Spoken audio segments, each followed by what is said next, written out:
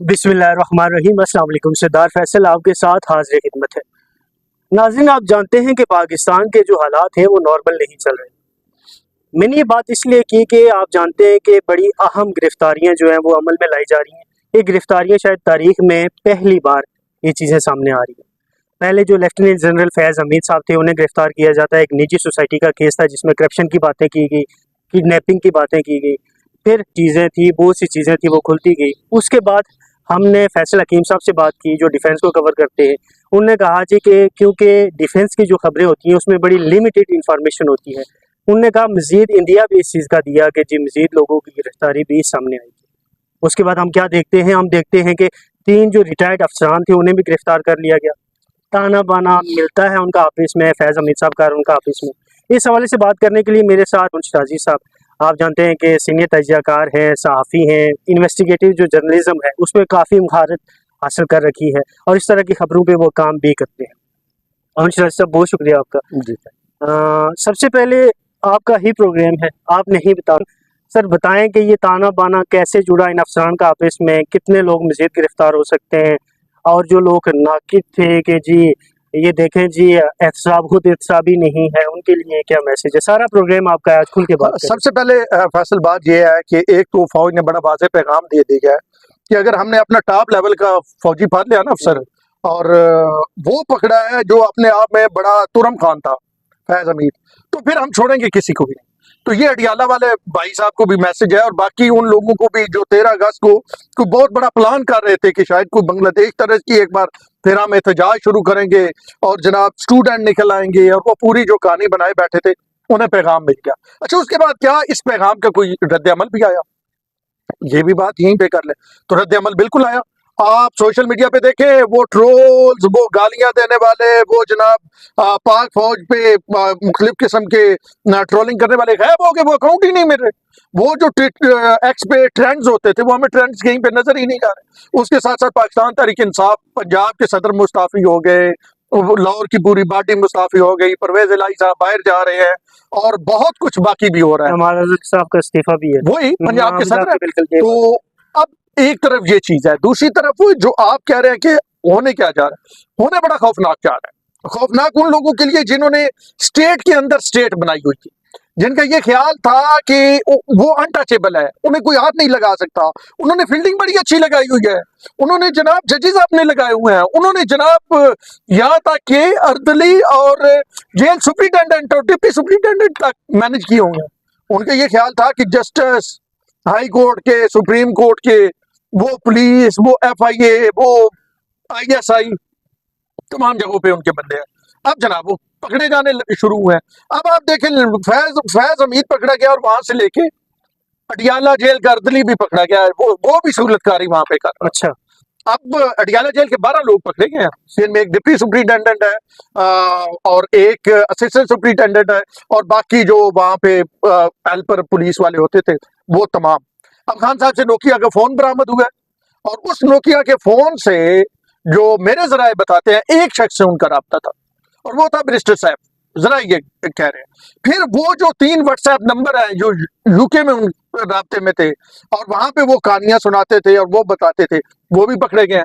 लेकिन कहानी यहाँ तक महदूद नहीं है, कहानी अब इससे बहुत आगे चली गई है। और पहली बार मैं आपके इस प्लेटफॉर्म से बता दूं कि अब इसी शिकंजे में, फैज हमीद वाले शिकंजे में सिर्फ खान साहब नहीं रहे, बुशरा बीबी भी आ गई। अच्छा, अब देखने वाले सोच होंगे बुशरा बीबी कैसे? भाई बहुत सारे काम फैज हमीद ने वाया बुशरा बीबी इमरान खान से निकलवाए जब इमरान खान वजीर आजम थे, ठीक है। और बुशरा ने उसके बदले अपने काम फैज हमीद से निकलवाए। ये गोगी शोगी, ये वो जो सारी कहानी थी, ये सारी इसी तरह ही निकलती रही ना। और आप देखें कि जब इमरान की हुकूमत जाने लगती है 2 दिन पहले गोगी भाग जाती है, और गोगी के 68 वो अकाउंट है जिनमें उसने अपने मुलाजमों को करोड़ों रुपए जनाब मुलाजमों को ट्रांसफर हो रहे। आप तो वो फलाना फलूदे वाला कहते हैं ना, लेकिन ये यहाँ पे जो अनमचीना वो सारा कुछ सामने आ रहा है। अब आप, क्योंकि आपका कश्मीर के साथ भी एक खास कनेक्शन है और कश्मीर वाला मामला भी खुल रहा है। ये जो नईम साहब, ब्रिगेडियर नईम पकड़े गए हैं, ये 2018 के इलेक्शन में कर्नल नईम थे और पिंडी पूरा इनके ये सेक्टर कमांडर और पिंडी सारा ये इलेक्शन देख रहे थे और PTI को इन्होंने जितवाया था। और फैज साहब के राइट हैंड थे, चकवालिया ग्रुप है, चकवाल से ताल्लुक है। और जब ये कर्नल से ब्रिगेडियर हो गए तो इनकी जिम्मे फैज साहब ने लगाया कि आप जाके वो क्या है, वो सेंटोरस वाले तनवीर इलियास साहब, उनको आपने वजीर आजम बनवाना है। ये गए मैनेज करना है। आपको पता है बैरिस्टर साहब वहां पे सदर थे तहरीक इंसाफ के, उनका वो अपने आप को वजीर आजम बनाए बैठे थे, लेकिन ये गए, इन्होंने पीपल पार्टी के लोगों को तोड़ा, इन्होंने नून लीग के लोगों पे प्रेशर डाला। सरदार सिकंदर वाली स्टोरी आपके नॉलेज में है, देखने वालों की भी नॉलेज में होगी। और उसके बाद एक भारी रकम के बस तनवीर इलियास को वजीर आजम आजाद कश्मीर बनाया गया। और जब इनके खिलाफ फिर उस वक्त कौन था? नियाजी साहब थे। नहीं, उस वक्त कश्मीर अमूर और गिलगित बल्तिस्तान की वजारत कौन देख रहा था? अली अमीन गंडापुर साहब। यानी गंडापुर और इनका बड़ा पुराना तल्लक है, इन्होंने बड़ा माल बनाया, गंडापुर ने भी बड़ा माल बनाया कश्मीर और जीपी में। आपकी बात कर रही है, मुझे एक बात बताइएगा कि इसी बात के तनाजर में बात करने लगा, आपसे सवाल पूछने लगा कि जब छोड़ी थी पीटीआई तनवीर इलियास साहब ने, तो उन्होंने इस्तेहकाम पाकिस्तान में जब वो गए, उन्होंने कहा जी बड़े पैसे मैंने दिए हुए इन्हें। आप ये बात आपकी वो आपके जहन में भी शायद चीज़ आ गई हो कि इन्होंने कहा जी बड़े पैसे मैंने दिए हुए हैं, यहाँ से मैं एटीएम करता था और ये वो सारी चीज़ें, ये तो वो खुद आपकी बात का वो इस कर्नल ब्रिगेडियर नईम का चार्जशीट जैसी इससे वहां से हटाया, इसकी जगह ब्रिगेडियर नदीम को फिर भेजा गया था, इसीलिए हटाया गया था कि प्रूव हो गए थे पैसे ना। और किसका ये राइट हैंड था, किसके कहने पे ये सब कुछ कर रहा था?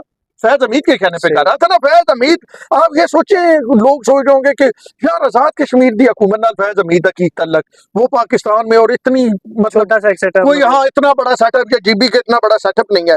तो भाईजान फैज हमीद तो न्यूज कास्टर रखवा रहा था, फीमेल एंकर रखवा रहा था चैनलों में और न्यूज कास्टर रखवा रहा था, जो एक सफाई चीफ ये कर रहा था। और बाबे रहमते के बकौल उसको गुड मॉर्निंग के मैसेज भेज रहा था, वो गुड मॉर्निंग के मैसेज नहीं थे। ये बड़ी ना अजीब और गरीब तावीलें दी जा रही हैं, ये चीजें अभी सामने आएंगी। तो फैज हमीद बेसिकली तौर पे पूरा जो उसका ग्रुप था, अब देखे वो मेजर जो कराची वाला पकड़ा गया, उसको मेजर को छोटा ना समझे, बरादर निस्बती है और रिटायर्ड मेजर है, और डीएचए में उसकी जो वहां पे ऑफिस है, उससे बहुत कुछ तय होता था, वहां पे बहुत डीलें होती थी, और वो डीलें भी सरकार को पता चली। और जो ये कहा गया ना कि एकदम डॉलर 330 पे चला गया था, और उस वक्त जी अफगानिस्तान डॉलर कैसे जा रहा है, तो अफगानिस्तान डॉलर भेजने में भी ये सारे लोग मुलवस थे, ये गैंग मुलवस था। और ये पीटीआई को सोशल मीडिया ये क्लेम करता है कि क्योंकि ज़रा सोशल मीडिया में मुख्तलिफ चीज़ें जो चल रही होती है, वो कहते हैं कि जो चाय पी रहे थे वो वहां खड़े होके, तो वो बदला लिया जा रहा है, शायद आपकी नजर से चीजें गुजरी हो। अमेरिका, जब अमेरिका का इनखला हुआ वहां से अफगानिस्तान से, तो क्योंकि क्वेश्चन सारे रखने चाहिए सामने ताकि आपका तजिया उस पर आ सके, इस हवाले से आपका क्या कहना है? नो डाउट कि पाकिस्तान की स्टैब्लिशमेंट यानी पाकिस्तान के जो कोर कमांडर्स हैं 15 बैठे होते हैं, उन्होंने उस पे आप ये कह के डिस्प्लेयर शो किया, उस पर कोई खुश नहीं हुए। क्यों नहीं खुश हुए? बिल्कुल ठीक नहीं खुश हुए कि जनाब आपने वो सारा अपने साथ ले लिया, अमेरिका वहां से निकल रहा है, तालिबान, आपने पूरा अफगानिस्तान को अपने खिलाफ कर लिया, आपने जाके चाय पी, आपने ये शो कराया कि मैं, और ये तस्वीर भी मौसूफ ने खुद जारी करवाई थी, ये तस्वीर उनके कहने पे वायरल हुई है फैज हमीद के। आपने ये शो कराया अपने आप को बड़ा दिखाने के लिए कि जी मैं फाते अफगानिस्तान हूँ। उसके क्या नुकसान हुए? एक तो दुनिया ने हम पे थू की कि जनाब आप तालिबान के साथ थे, वो प्रूव हो गया ना। जब तक अभी हुकूमत बाकायदा तौर पे पूरी बनी नहीं थी, तालिबान ने टेक ओवर किया, पाकिस्तान ने अभी चीजें दरमियान में थी, तो सफाई चीफ क्यों गया? तो इसका मतलब है सफाई चीफ को वहां पे मतलब कोई प्रोटेक्शन थी तो गया ना, तो वो जाता रहता था। तो उससे पाकिस्तान के इस काज को कि पाकिस्तान दहशतगर्दी के पीछे नहीं है और तालिबान के पीछे नहीं है, बहुत बड़ा धचका पहुंचा। लेकिन अगर कोई ये कहे कि ये वजह है कि अमेरिका बदला ले रहा है, इंडिया बदला ले रहा है, या प्रो अमेरिकन इंडियन लॉबी जो खित्ते में है वो बदला ले रही है, तो सर बिल्कुल ऐसा नहीं है। अब आप देखें कि अमेरिका और चाइना एक पे तो नहीं हो सकते ना, पाकिस्तान के बारे में मुखालिफ है ना। तो मुझे ये बताएं कि सीपैक को कमजोर कौन करवा रहा था? अमेरिका ज़रा करवा रहा होगा, ज़ाहिर है उसी का नुकसान था, ना। बिल्कुल सही बात। ठीक है, अब सीपैक को जो कमजोर करने वाले अनासर थे, वो उनके डांडे कहाँ पे जाके मिलते हैं? सही, वो इधर इसी नेक्सस में जाके मिले। सही। अब वो जो तालिबानों को जो लेके आए यहाँ पे, और वो जो एक कहा जाता है कि जी कुछ लोगों को मरवाना चाहते थे, साफियों को, सियासतदानों को, और फिर आगे चले, क्या ये तयशुदा नहीं है कि फैज अमीन ने पैसे नहीं पकड़े उससे? तनवीर अलियास से, वो वाया ब्रिगेडियर नहीं? क्या ये तयशुदा नहीं है कि टॉप सिटी वाला फैज अमीन ने नहीं किया?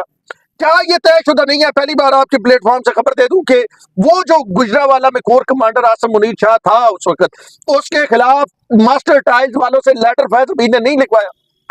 अच्छा, कि 90 करोड़ इन्होंने मुझसे बता मांगा है। वो लेटर सोशल मीडिया पे गूगल कर ले, आपको लेटर मिल जाएगा। एक टाइल वाला जितने बड़ा भी कोई बिजनेसमैन हो, वो कोर कमांडर के खिलाफ लेटर वैसे लिख सकता है? पाकिस्तान में ये मुमकिन है कि एक कोर कमांडर जो है उसके आप ये लिखें कि ये पता मुझे मांगता है, जब तक आपके पीछे उस कोर कमांडर से ज्यादा मजबूत हाथ न हो या नासिर न हो। अब यहाँ पे सिर्फ बात नहीं रुकी, अब यहाँ से आगे चले तो क्या जनरल आसम मुनीर के भाई पे जो गिलगित में पर्चा करवाया था उस वक्त नजर नहीं आ रही थी चीजें? और फिर जब जनरल आसम मुनीर को DGISI से हटाया तो एक एक जनरल आसम की अपॉइंटमेंट आपने हटा दी। अगले दिन कभी ISI में इस तरह हुआ?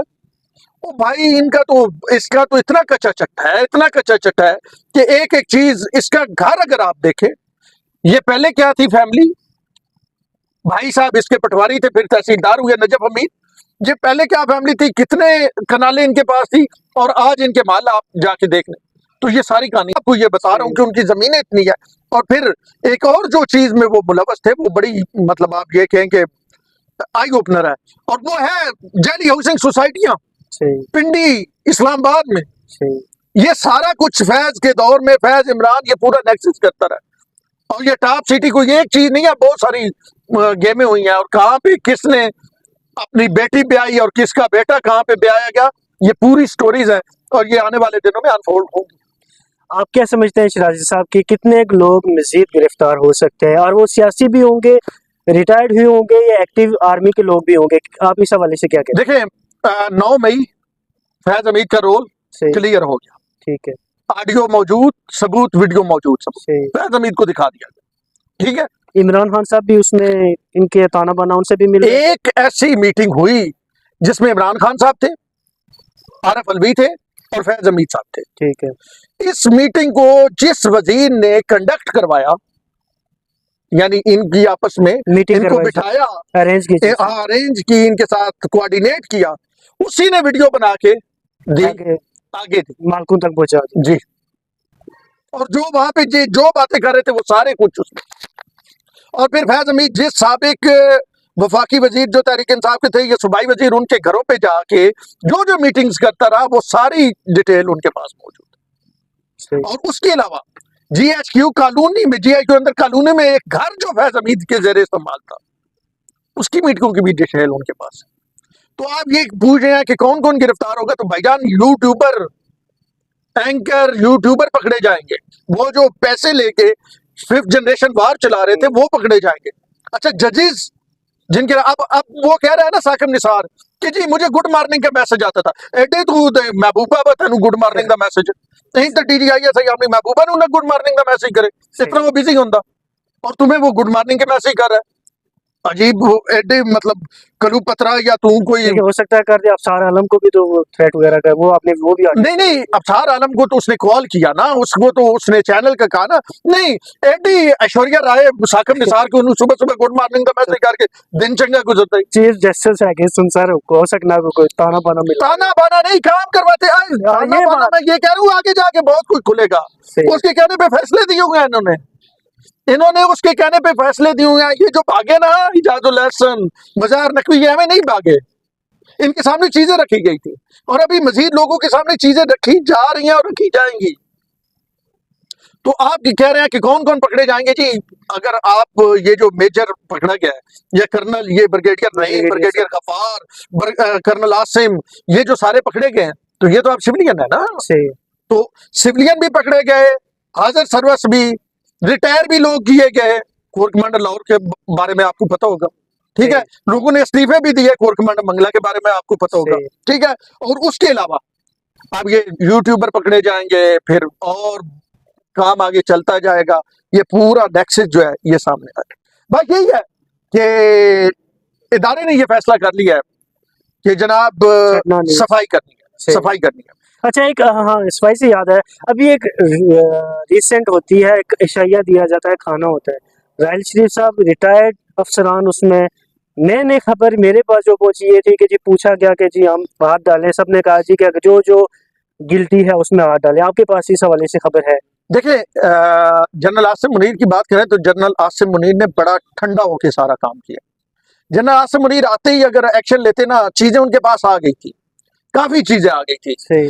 अब जो है वो तो डबल हो गई ना, इतने अरसे में 1.5 साल में। वो तो अपने आप को कोई जेम्स बॉन्ड समझ रहा था ना फैज हमीद। वो तो ये समझ रहा था कि मैं जो करूंगा मेरे पे हाथ कोई नहीं डालेगा। जब उसे गिरफ्तार करने लगे तब भी उसने कहा था आपको पता है मैं कौन हूँ?